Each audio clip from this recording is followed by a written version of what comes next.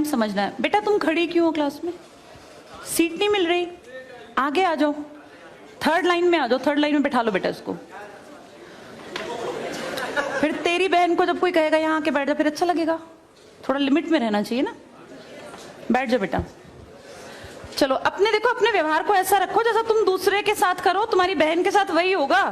यहाँ नहीं, जहां वो कॉलेज में जाएगी वहां होगा, बस में होगा, ऑटो में होगा। समाज सबसे मिलके बनता है। तुम घटिया हो ना किसी के लिए, तो तुम्हारी बहन के लिए 100% कोई ना कोई घटिया। भगवान जो है कर्मा रिटर्न्स बैक है, ये सीधी थ्योरी है ये। और ये मैं अपने लिए भी मानती हूँ, मैं अपनी बेटी के लिए भी मानती हूँ। मैं जैसा कर रही हूँ ऐसा ही मेरे साथ होगा, या मेरे घर वालों के साथ। तुम जैसा कर रहे हो ऐसा तुम्हारे भाई बहनों के साथ होगा ही होगा।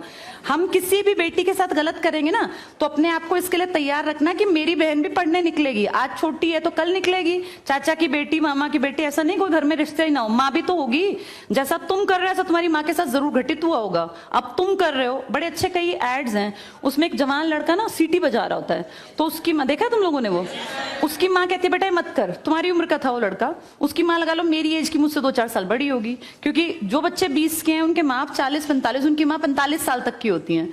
तो लगातार सीटियां बजा रहा है, उसकी माँ उसको कहती है बेटा मत कर। वो इरिटेट हो जाती है, तो फील करता है कि मेरी माँ ऐसा क्यों, मतलब क्यों चिढ़ रही है सीटी बजाने से, घर में बैठ के बजा रहा था सीटी। तो उसकी माँ को याद आता है कि जब मैं रोज बस स्टॉप पे जाती हूँ, 45 साल की अधेड़ उम्र की एक औरत, एक घटिया लड़का, मतलब ऐसे नहीं होते बिल्कुल ही घटिया जिनकी परवरिश हो, वो रोज उसको परेशान करता है, उस 45 साल की औरत को। तो उसको फिर फील होता है कि ये मेरा बेटा जो हरकत कर रहा है ये उस लड़के से मेल खाती है। बहुत अच्छा ऐड है, उसका एसेंस बहुत अच्छा निकल के आता है कि एक्सप्लॉयटेशन सिर्फ जवान लड़कियों का नहीं होता। आप गलत कर रहे हो ना, कोई आपकी माँ के साथ, आपकी बहन के साथ कहीं ना कहीं कोई गलत करेगा फिर। इसलिए समाज को अच्छा बनाओ, क्लास को ऐसा बनाओ, कोई लड़की वहां से अगर आ रही है और तुम कह रहे हो यहाँ आ जा, तो ये ठीक है। ये अपने आप सोच के देखो, ये हमारी परवरिश को भी दिखाता है कि हमारी परवरिश कैसी माँ ने की है। अपनी बेटियों को जितने हम संस्कार देते हैं ना, उससे ज्यादा बेटों को देने चाहिए, क्योंकि गलत करने वाले लड़के ही तो है ना, किसी के प्रति गलत कमेंट करने वाले। ये ठीक नहीं होता।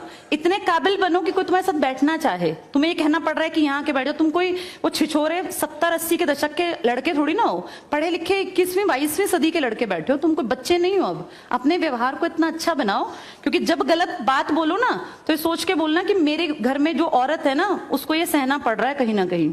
तुम ही लोगों ने समाज बना रखा है, इसको घटिया बना लो चाहे अच्छा बनाओगे तो पूरा समाज अच्छा बन जाएगा। घटिया बनाओगे तो तुम्हारी माँ को भी 100% सुनना पड़ता होगा, क्योंकि ये कर्म है, ये किसी को नहीं छोड़ते। तुम सबको चार दीवारी में नहीं रख पाओगे। तुम्हारी माँ को भी कहीं ना कहीं बाहर निकलना पड़ता है, चाहे वो मार्केट सब्जी लेने जाती हो, गांव में रहते हो तो गली में तो निकलती है ना, उसको भी सुनना पड़ता होगा, क्योंकि समाज बनाने वाले तुम ही लोग हो। तो ये ध्यान रखो सबको कि भाई किसी को हमारे किसी भी कमेंट से बुरा ना लगे, और इनको अलग मत समझो। जैसे तुम्हारी बहनें ऐसी ये हैं, पसंद आना कोई अलग बात होती है, पर व्यवहार अच्छा रखना चाहिए। तुम्हारी परवरिश अच्छी माने की है, कम से कम ये दिखा के चलना। चलो ये